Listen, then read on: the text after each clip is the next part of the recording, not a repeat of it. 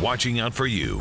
News 4 investigates accusations of police brutality against the St. Louis Police Department after a teen says he was forced into confessing to a crime he didn't commit. The first time they hit me right in the chest. How low is this? Stealing from kids who are working hard to do the right thing. We opened the door, empty. Took everything. News 4 is tracking the police investigation. State prisoners getting unemployment benefits. With so many struggling to get by, this just doesn't seem right.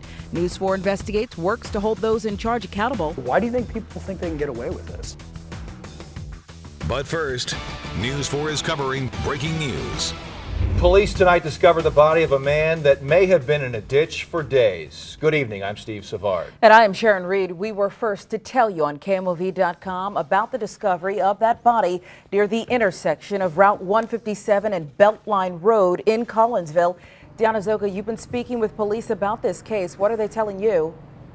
Well, they're telling me right now, Sharon, that the body belongs to a man in his mid-20s. Actually, an off-duty police officer from another jurisdiction was in the area. He was jogging here along Beltline Road when he spotted the body in that drainage ditch right there. That was around 6 o'clock this evening. The man, we're told, was fully clothed, and police tell me it appears the man was in this ditch for 2 or 3 days. For those of you who aren't too familiar with this area, Beltline Road is a 4-lane road. It's certainly well-traveled and near a busy intersection, but I have to tell you that ditch is a few feet deep, certainly hard to see inside if you're just traveling down the road. Now, the coroner at this point will determine what the cause of death is. Right now, police tell us they can't say exactly what happened to the man.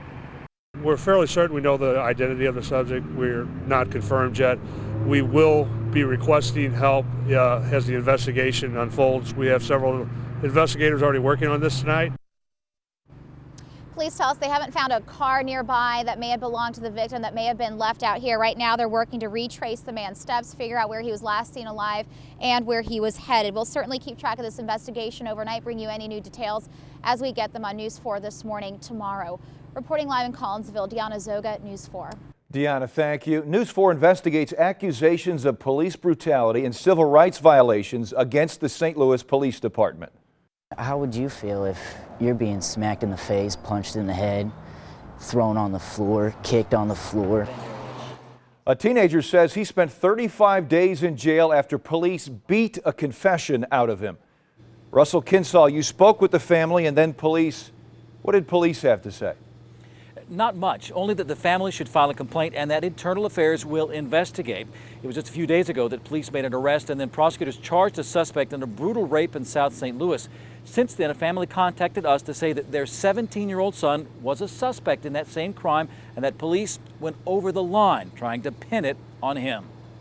They told me, you've been accused of robberies, rapes, breaking and entering into other people's places and robbing them. That's what 17-year-old Dylan Kreitz said police told him when they arrested him at his high school and took him here, he says, for 5 hours of beatings and intimidation. The first time they hit me right in the chest, and then they were hitting me on top of the head right in here. I had a knot on my head, and they choked me up against the door, just double-handed up against the door, picked me up. He says he wasn't read his Miranda rights till police forced a confession out of him for the alleged crime of demanding money from a sports bar employee, and he didn't get a phone call for 2 days. Did you try to rob that sports bar and grill? I was at home all night. I came home early that day and sat in my house all day with my dad. Now police are saying it wasn't Dylan after all, but 18-year-old Timothy Gilbert, who raped a 16-year-old in December. If the same person committed both crimes, Dylan's family says police should admit the confession's not credible and drop the charges. I don't trust him at all. I don't trust him. I wouldn't want to call him if I needed help. Who do you call? Because who do you trust? Kreitz was finally bonded out of jail after 35 days, a nightmare because of a confession he says he made to stop getting beaten. I'm thinking, who's gonna save me? They're cops. Like, I can't, there's no justice for me. What do I do from here? We will be keeping a close eye on this as the family does file a complaint and Internal Affairs investigates. We will let you know what that investigation concludes. Live downtown, Russell Kinsall, News 4. Charges tonight against a man accused of stabbing to death his girlfriend in front of her 2 young sons. Police say 32-year-old Calvin Campbell confessed that he killed 28-year-old Sophia Moore in Jennings. Police say Campbell broke into Moore's home and stabbed her several times with a kitchen knife. The boys, ages 8 and 9, managed to escape to a neighbor's home. New tonight, police are looking for one of the two men accused of beating a man with a tire iron and a bat. LeGrand Benson is already in custody for the beating in North St. Louis County. County police are still looking for his 33-year-old nephew, Jerron Benson. Investigators say the men jumped the victim in a parking lot last week, claiming that victim was threatening their family. Sharon? Steve, MoDOT hopes to finish its emergency repairs on the Jefferson Barracks Bridge within the next several hours. Crews close two westbound lanes into Missouri so they can fix loose expansion joints. That caused problems during the evening rush hour. We will check on the progress overnight, and we will let you know if it will affect your morning commute tomorrow on News 4 this morning from 4:30 to 7. Now, Highway 40 has had its share of safety issues downtown with months of repairs almost finished. But underneath the roadways, something caught our attention. Look at that. We saw planks of plywood attached to the concrete structure. They can be seen in various locations from 21st Street past Busch Stadium down to the Poplar Street Bridge. Jasmine Huda, you asked MoDOT why the plywood is there and if it's a permanent fix, Jasmine? Sharon, take a look at this plywood up here underneath the bridge. To some of you, it may look cheap. It may even look unsafe, considering that you have thousands of vehicles using it every day. But MoDOT is telling us that it is there for a reason. MoDOT says crews use those plywood forms to give the concrete shape. This was when more than 60 expansion joints were replaced. Now that plywood, it is not permanent. MoDOT says eventually it will all come down. In fact, crews began removing some of it last weekend when the ramps were closed for Mardi Gras. If you're walking up, you might be wondering what that is. Yeah, and as you look up, you might see those wooden forms up there and know that that's where we're doing work. We had all those joints along this structure that had to be replaced, and when they replaced them, they placed the wood forms underneath. That plywood you see there is secure. MoDOT says there is no safety hazard. One thing to keep in mind in the coming weeks when the crews remove the plywood at I-64 near 14th Street where the two decks overlap, you can expect some lane closures. That happening in the coming weeks. Reporting live downtown, Jasmine Huda, News 4. Jasmine, thank you. New details tonight on the deputy killed during yesterday's shootout in California. He's 35-year-old Jeremiah McKay. He leaves behind a wife and two children, ages 7 years and 4 months. Also new tonight, the San Bernardino County Sheriff says his deputies did not intentionally set fire to the cabin. Tear gas shot into the cabin started that fire. A coroner is examining the charred body taken from this burned cabin. It's believed to be Christopher Dorner.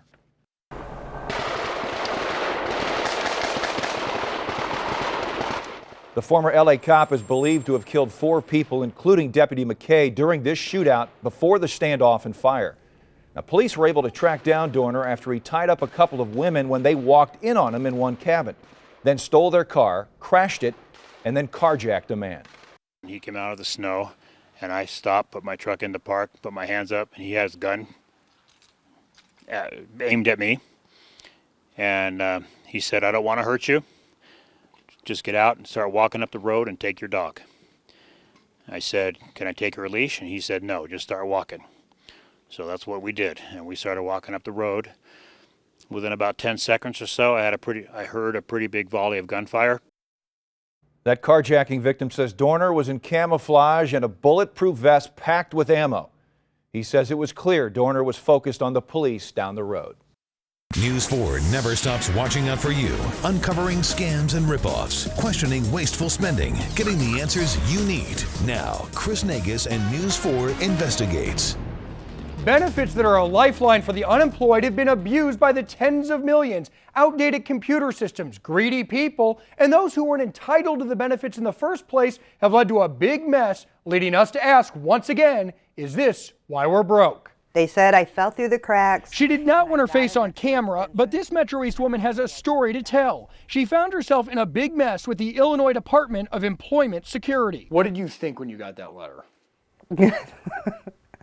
I just laughed. It's like if they're the ones who decide who gets the unemployment. Week after week, she filed for benefits. The state kept sending checks. It wasn't until she was overpaid by $5 grand the mistake was finally discovered. Were you surprised that it would go on as long as it did? Oh, extremely, yeah. I figured, you know, that's their job to know that kind of thing, so I thought, you know, why did it take so long to figure out that I overpaid? She claims it was an honest mistake and has since paid back the money, but plenty of people choose not to pay it back. Why do you think people think they can get away with this? Greed. U.S. Attorney Steve Wigington's office is prosecuting fraudsters, but only after they're given the chance to pay up. It's a statewide problem. In Chicago, 32 were charged after ripping off more than $870,000. One woman stole $48,000, the same as the median household income for St. Clair County. How big of a problem is this?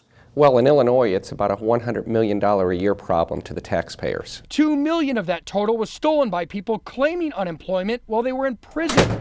So what the heck is going on? Here's a partial explanation. We have a lot of outdated computer systems. Jay Rowell is the state's employment security director. His office recently announced new measures to clamp down, including inmate cross-checking. Before we pay out $1, every single payment is checked on that list, and we make sure that we're not paying out any money to someone who's incarcerated. They're also checking who's paying Medicare taxes, aka collecting a paycheck but still collecting unemployment. It's a monumental task to keep track. Rowell says 200,000 are collecting. Illinois is now getting federal grants, close to $3 million to fight the millions wasted. The state also added 2 prosecutors. Fraud ultimately cost Illinois businesses since they pay into the unemployment trust fund. Since dishonesty remains an issue, prosecutors continue to battle. How often do you guys get referred an unemployment fraud case? Well, we've prosecuted 10 so far in the last 6-7 months. Do you guys turn down referrals? We've never turned down a referral, and we won't. Bottom line, if you were paid unemployment benefits you weren't entitled to, pay it back. It's the best way to avoid prosecution, and if you don't, the state is now garnishing federal tax refunds to get their money back. Chris Nagus, News 4. Do you know about unemployment fraud or any government waste? Let News 4 investigate. Hop on Facebook, send a message right to Chris Nagus, KMOV, so he can investigate the waste of your tax dollars. We'll talk about Lowe's, Steve. Someone stole from a bunch of 6-year-old girls. Yeah, this isn't right. Now the girls can't take the softball field because they don't have any equipment. How they lost it all to thieves. Hey, mild today, just gorgeous, but I'm tracking not 1, but 2 cold fronts headed our way. They bring big changes and even some light snow. They were being requested to use the red bags to urinate in. Well, now you know why it's being called the vacation from hell. So why is it taking so long for this cruise ship to get back to port? We're back in just 60 seconds. Now, Sharon Reed, Steve Savard, and Chief Meteorologist Steve Templeton. This is News 4 at 10. New tonight, this is just wrong. Stealing from young girls. Yeah, thieves may have stolen the season from a softball association. It's horrible. I don't understand how people could come and steal equipment from girls that are 6. The people who run the Sullivan Girls Softball Association say someone broke into their storage locker and took everything. Sullivan's about 65 miles southwest of St. Louis, right down I-44. Matt Cesny, you went down there to speak with authorities and league officials. What will they do now? Steve, they still hope they can find a way to save this season for the girls, which starts in May. Right now, the Franklin County Sheriff's Department is investigating this, but it is likely that all of the association's softball equipment is gone, pawned off by heartless thieves. And we opened the door, empty, took everything. The equipment was stored here, just as it has been every winter near Sullivan. A broken lock, a kicked-in door, and now crime has left the Sullivan Girls Softball Association with nothing. It is almost about 15 to 19 teams that we need to buy new equipment for this year now. How much money are we talking about? Probably an estimated between $3,000 and $3,500. No one knows who did this. All they know is that things like bats and catcher's gear, like the kind here at this Johnny Mac's, are now desperately needed. For some families, it might be hard. This is why we have the equipment. Nearly 300 girls play on these fields every spring in Sullivan, and for the first time, many wonder if they'll be back. Are you afraid there won't be games this year? I am putting my faith into the town of Sullivan. If you want to help, I posted the information on KMOV.com and the KMOV Facebook page. In Sullivan, Matt Cesney, News 4. The vacation from hell is about to end. That Carnival cruise ship drifting in the Gulf of Mexico, it's scheduled to arrive in port tomorrow. Not soon enough for the more than 3,000 passengers on board. They've been without power since Sunday after an engine fire knocked out the ship's electrical system. Deteriorating conditions include no AC, low food supply, and toilets that don't work. What hurt me so badly was for her to say, "Mommy, I'm so scared because I don't know if I'll get to see you again." They were being requested to use the red bags to urinate and go to the restroom in. Well, there are many reports of sheer panic on the ship that's being towed in at an agonizing pace. Family members of those on board are already in Mobile, Alabama, waiting for their arrival. Some reportedly with antibiotics in hand for their loved ones, just in case. Doctors say that is ill-advised. What a nightmare. New tonight, two of the biggest names in the airline industry are merging to create the world's largest airline. U.S. Airways and American Airlines will announce their deal tomorrow. The carrier will operate as American Airlines. It'll likely be months before passengers of both airlines notice any changes. The Forewarned Storm Team.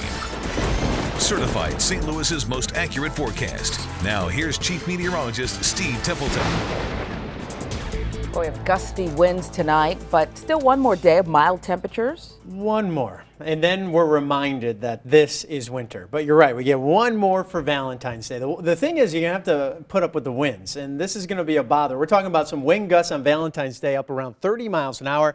Tell you, I feel for the people who are delivering flowers tomorrow. Don't be surprised if you see a little heart-shaped red balloon flying through the air, kind of escapes and gets away. It'll be pretty gusty out there, but certainly those delivery guys and gals will get their job done. Your sweetheart will get those flowers. One more mild day, and then the big chill hits for Friday. This is what you need to know, and I'll show you how we even start to feel some of the temperature changes by tomorrow evening, but you'll really notice it Friday. I'll take you through those temperature changes in just a minute, but right now, this is actually still pretty comfortable. It's cool at 43 degrees in St. Louis, but for February standards, it's actually pretty mild. 55 degrees was the high today, and we're on our way to the 30s overnight. Definitely cold, but we're still going to be about 10 degrees above normal, so I'll call it mild by February standards again.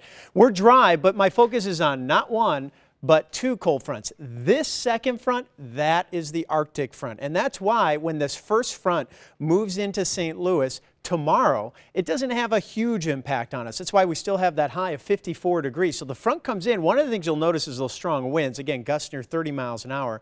But we still squeeze in one more mild day. Some of that chilly air in the back edge of that front, well, you start to notice it a little bit towards tomorrow evening. I'll take you through those temperatures. From 37 in the morning at 7 a.m., we're dry. We don't have to worry about any nasty weather in the morning, just a chilly start, but then warming up pretty quickly, 54 degrees by 2 o'clock. Again, pretty gusty winds. It takes a little bite out of the mildness. But then by 7 o'clock, some of that chilly weather starts to filter in, and we're down to 45. That's a decent drop from 54 to 45. Between 2 p.m. and 7 p.m. So you start to notice some of that cool air, especially with a little bit of a breeze that adds a little bit of a chill to the air. So in the evening for Valentine's dinner plans, while it's dry, it starts to get a little bit colder. That's because of that first front. But the bigger impact comes from that Arctic front. That arrives on Friday morning, and then the cold air just keeps coming on in as the day goes on Friday. That's why the low of 30, not too bad Friday morning, but it just doesn't warm up much. A high of 35. And when that front comes in, some morning flurries or light snow are possible. Even an isolated little burst of snow. Now, temperatures are going to create any kind of snow to mostly melt, but it's not out of the question there's a dusting here or there. We're going to watch that closely for Friday morning. Could get some light snow in the area moving through, and then the cold air settles in for Saturday. We start off the weekend cold. 21 for the low, 32 for the not so high temperature. Hey, just a reminder, it is indeed winter. A couple of cold days will pull out of it by the time we get into Sunday, though. 54 for the afternoon high tomorrow, the 4-degree guarantee. We're up to $300 for Heat Up St. Louis. Hope to add $50 to that total for tomorrow. 54 tomorrow, one more mild day before a couple days. A reminder that it is winter. A chill hits, some morning flurries or light snow Friday. Into Sunday, I mentioned warming up, but not after a cold morning in the 20s. 48 for the afternoon high. Rain and possibly turning into some snow Monday evening or night into Tuesday morning. And I know it's not on that 7-day forecast, but Thursday could have another chance for snow. So there's actually kind of 3 chances there. Friday morning, Monday night, and then again Thursday in the next week. We might see a little bit of snow. And I know there's people that still want some. We'll see if we can do that for you. Kids at heart. Yes. Yeah. Thanks, Steve. Thank you, Steve. All right, the Blues, Mizzou, the Illini, all in action tonight. Jake Allen got his first NHL starting goal for the Blues as they tried to snap a 5-game losing streak. And what's on Adam Wainwright's mind as he tries to reach a new contract agreement with the Cardinals? Hear what he has to say. Coming up next in sports. Now, News 4 Sports, powered by the Hockey STL app. Blues news, scores, and stats. Free in your phone's app store. This game had disaster written all over it when Detroit scored twice in the first 8 minutes off Blues rookie goalie. But the note mounts a comeback and snaps their 5-game losing streak. Jake Allen was making his first NHL start between the pipes. Didn't get much help early. 2 minutes in from the faceoff, Thomas Tatar left alone in front, goes top cheese, and just like that, it was 1-0. It was 2-0 Wings when the Blues got a shorty goal from Patrick Berglund on the one-timer, made it 2-1. Second period, Vladdy Tarasenko gets his first tally in 8 games, 6th of the year. That tied it 2-2. Then Alex Pietrangelo, great pass to Chris Stewart. He's in cold turkey, dipsy doodles. 6th of the year for Stewie, put the Blues in front. They went to overtime, tied at 3, and the Blues get the game winner. Alex Steen jams it past Jimmy Howard, and the Blues get a stunning come-from-behind win. Best game they played in a couple weeks. 4-3 is the final. The Blues win. The Mizzou Tigers finally get a win on the road. First of the year. They won at Mississippi State. Tigers scored the first 14 points against the SEC's last-place team.